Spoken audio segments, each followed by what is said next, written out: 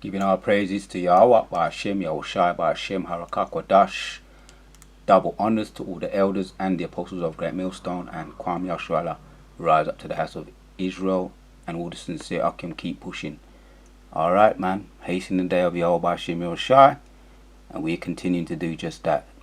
Yeah, I was just checking out this Dr. Boyce Watkins, and he fancies himself as a black economist, or the title of this video is "The Black Man Will Never Have Equality Without Economic Strength." So it's into the it comes from an economic angle, and get your finances in order, and the white man and the white supremacy, and so it makes some interesting points in this particular video. I'm going to let you hear it for yourself, and I'm going to let you know now, you just pick out the bones, Akim. Pick out yam the meat and pick out the bones, as always. So without further ado, the perception of a come up, right? Because you are making more money than you would with no education and no skill. But what's really lacking is the fact that you're learning how to go manage someone else's business. You're not learning how to build your own. That's where the frustrated black middle class comes from. That's why you have about 1 million black people who have all the degrees, the BAs, the BSs, MBAs, PhDs, JDs, MDs, all these letters behind their name that make them feel like they're better than other people, who are still pissed off every single day when they go home because first thing they say, if you ever want to hear a 3-hour conversation, here's what you do. Here's what you do. You ready? If you ever want to have a 3-hour conversation, go get a bunch of educated black professionals and get everybody a glass of wine or whatever they're drinking, and then say something like, let me tell you how these white folks are treating me on my job. And that conversation will last all night, because all of them will have 1 million stories about 1,000 microaggressions that they experience on a daily basis that are eating away at their souls. Give me a yes in the chat if you want to be honest and tell me that maybe you feel like you're one of those people. If you felt like you've been in that position before, give me a yes in the chat if you've ever seen it or you've ever felt it yourself. I'm going to raise both hands because I've been in that position too, where I did not understand. I did everything right. I went to school. I made straight A's. I was the #1 finance student in college. I was the top black student. My GPA was so much better than the other black students that when we graduated, there was no competition as to who was number. I was literally the Michael Jordan of black academics on my campus when I was in college. I did everything right, and still could not understand why I still felt powerless once I went out and got a job working for other people, why I didn't get the opportunities that I deserved. Well, in hindsight, what I would love to go back and tell that young Boyce Watkins is, look, man, the key idea here is simple. You don't want to think about how you can go get an opportunity. You need to learn how to create opportunities. People who know how to create businesses, who know how to make investments, who become the owners of assets, are the economic gods of our economy. Those are the people that become the 1%. Those are the people who create opportunities for other people, and starting with themselves. They can create opportunities for themselves. They can create opportunities for their children. They can create opportunities for other people. They literally have the power of an economic god. So this economy is run by the economic gods, but nobody trained you how to be a god because they don't want everybody trying to do that.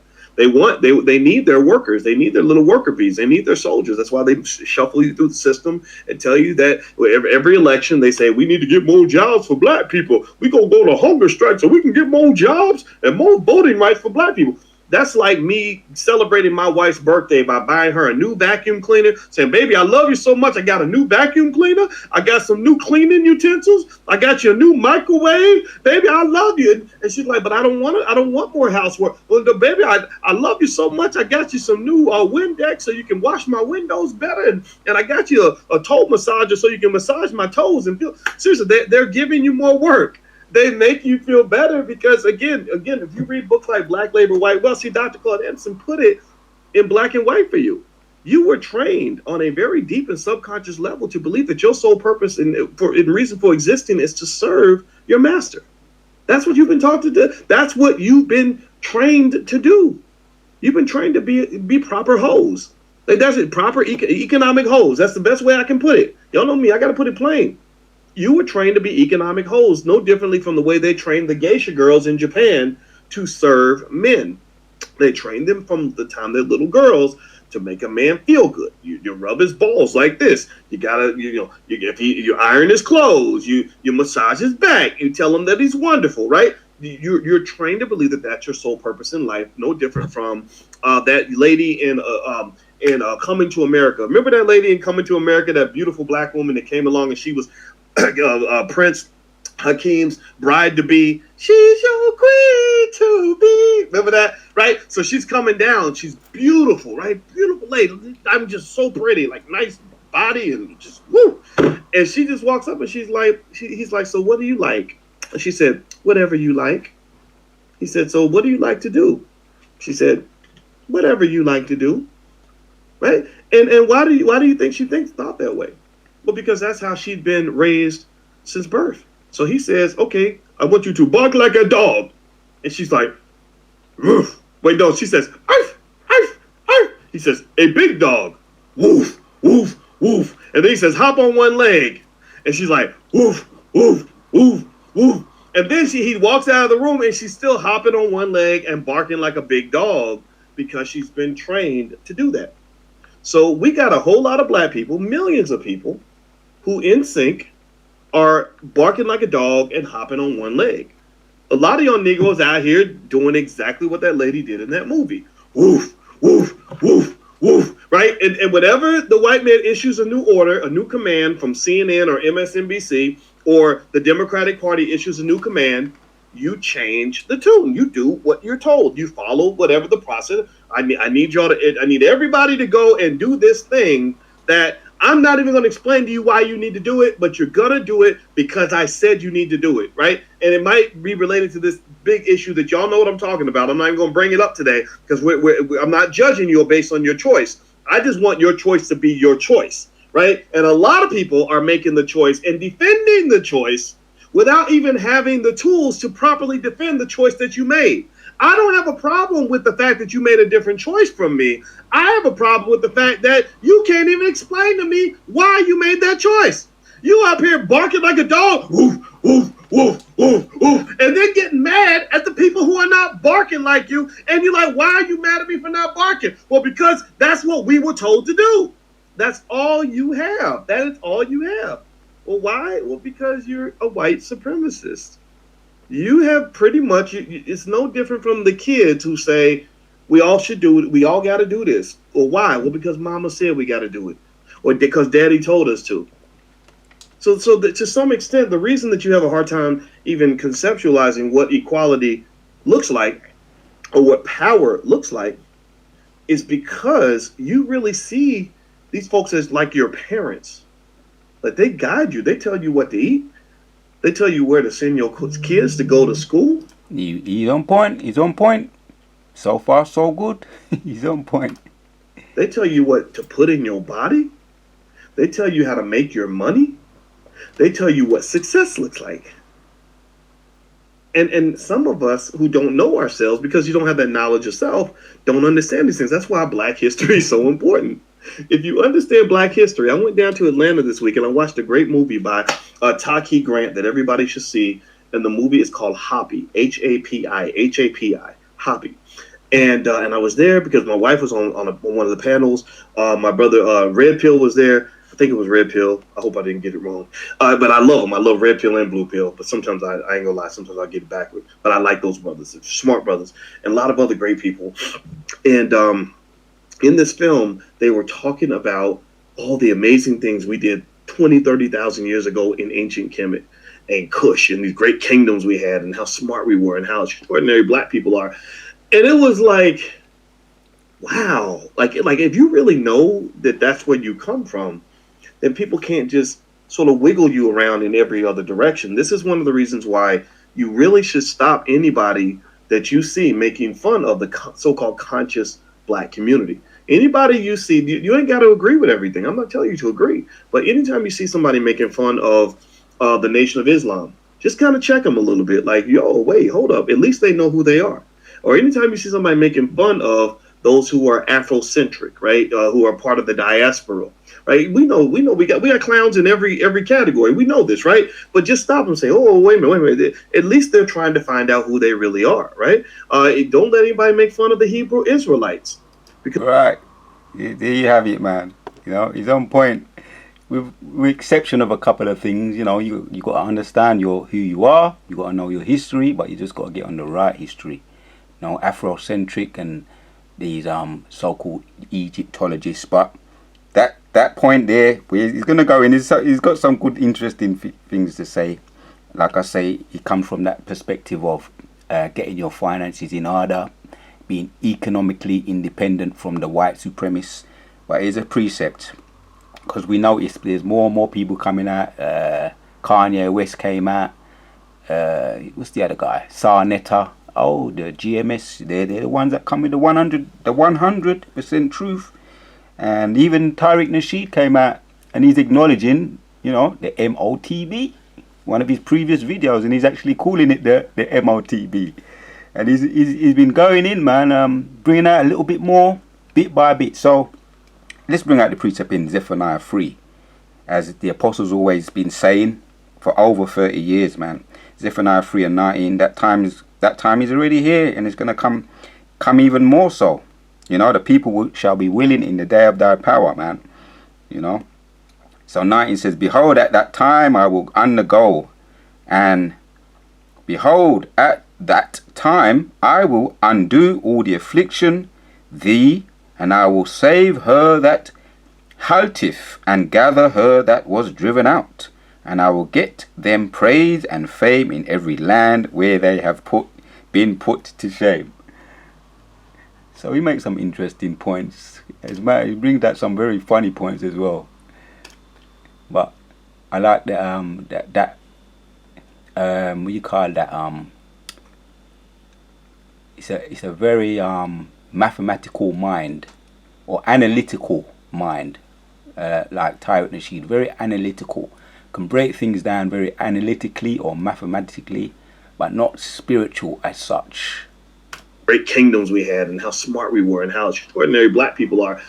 And it was like, wow, like if you really know that that's where you come from, then people can't just sort of wiggle you around in every other direction. This is one of the reasons why you really should stop anybody that you see making fun of the so-called conscious black community. Anybody you see, you ain't got to agree with everything. I'm not telling you to agree, but anytime you see somebody making fun of the Nation of Islam, just kind of check them a little bit, like, yo, wait, hold up. At least they know who they are. Or anytime you see somebody making fun of those who are Afrocentric, right, who are part of the diaspora, right? We know we got clowns in every category. We know this, right? But just stop and say, oh, wait a minute. At least they're trying to find out who they really are, right? Don't let anybody make fun of the Hebrew Israelites, because I'm gonna tell you, if you're looking to go build a nation, the Hebrew Israelites are the first ones to sign up and show up and deliver on everything that they committed to doing. Why? Well, because they know who they are. They're not trying to be white people in black skin. They know. That's it, man. He said it in a nutshell. They know who they are. And you know, when someone knows who they are, where they come from and where they're going, how do you manipulate people like that? Yeah, let's bring out another precept. It's impossible, virtually impossible. So this is that time now, man. The praise and the fame and the public spectacle that's mentioned in 1 Corinthians 4, might as well read it. It says, we were fools for let's go to 9. 1 Corinthians 9, it says, for I think that God hath set forth us as the apostles last, as it were, appointed to death, for we were made a spectacle unto the world, and to angels, and to men. We are that spectacle, man. And we're going to come into that time now where even more so. And I'm going to bring out one more precept. I'm going to end it off. This is the one in because this movie is going to get more and more dramatic. And who don't like a dramatic movie? Movies with action in it. That's the part you want and you look forward to the most. Psalms 110 and 3 says, thy people shall be willing in the day of thy power, in the beauties of the holiness from the womb, and of the morning thou hast the dew of thy youth. Right. When the Most High starts right now it's just, oh, them Hebrew Israelites, yeah, they're good, man. They, you know, they bring out some truth and they know who they are right now. But when the Most High really bestows us with true power, when he bestows us with true power, There are going to be people that are going to be willing. And like I say, there's some great minds out there with the economy side of things and doing movies. Tariq Nasheed is good at producing and movie and writing books. And you got the economists here. You got the socialists, the people that are good with their math, the Muslim them. But right now, this truth here is the 100% truth. GMS has the 100% truth. And the Most High is going to bestow us with true power. So that means we're going to be doing all things out of the ordinary from on high. Spiritual power, miracles, healing, raising the dead even, if that's what the Most High's will is. Healing the sick for sure, when Yahushua, or when you people call him Jesus. With the things that he was doing on the earth, he said that my people will do greater. So it's interesting. I found it very interesting. And I watch from time to time, I get some tips from some of these economical minds or these analytical minds, you know, people that know how to doctor up things. You can get certain things from them, use it in a practical way. But they're not coming with spirituality. But this is where we can use we can be, what's the word, man? We can gain, because the children of this world are wiser than the true children of light at the moment, that is. But let's hear it. Dude, that's all you have. That is all you have. Well, why? Well, because you're a white supremacist. You have pretty much, it's no different from the kids who say, we all should do it. We all got to do this. Or why? Well, because mama said we got to do it. Or because daddy told us to. So to some extent, the reason that you have a hard time even conceptualizing what equality looks like or what power looks like is because you really see these folks as like your parents. Like, they guide you. They tell you what to eat. They tell you where to send your kids to go to school. They tell you what to put in your body. They tell you how to make your money. They tell you what success looks like. And some of us who don't know ourselves, because you don't have that knowledge yourself, don't understand these things. That's why Black history is so important. If you understand Black history, I went down to Atlanta this week and I watched a great movie by Taki Grant that everybody should see. And the movie is called Happy, Hapi, Happy. And I was there because my wife was on one of the panels. My brother Red Pill was there. I think it was Red Pill. I hope I didn't get it wrong. But I love them. I love Red Pill and Blue Pill. But sometimes I ain't gonna lie. Sometimes I get it backward. But I like those brothers. They're smart brothers. And a lot of other great people. And in this film, they were talking about all the amazing things we did 20, 30,000 years ago in ancient Kemet and Kush and these great kingdoms we had and how smart we were and how extraordinary Black people are. And it was like, wow, like if you really, Which that was us who made those places great anyway. You know, Egypt.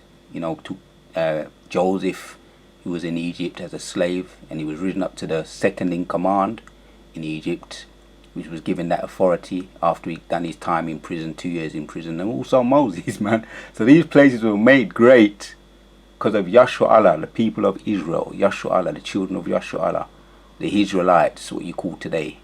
So that's why they were made great. So it's important to get the history right, man.